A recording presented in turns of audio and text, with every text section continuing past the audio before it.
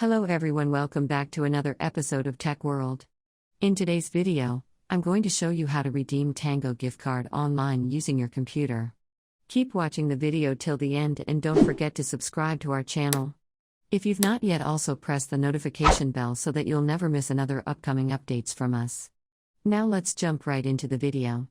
Open up a web browser of your choice in the URL box displayed at the top of the page. Type in www.tangocard.com and press enter on a keyboard. You'll enter the official web page of TangoCard.com.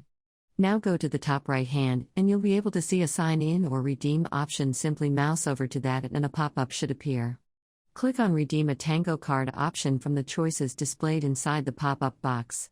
Once you do that, on the next page, simply enter your Tango card number, which is your redemption card number located at the back of your Tango gift card. Simply typing the information correct, make sure to enter the gift card number, which is succinct as long. Now enter the PIN code available at the back of your gift card as well and click on I'm not a robot beneath. Finally, click the activate button right beneath the box. And once you do that, you can use your gift card while making a purchase from TangoCard.com.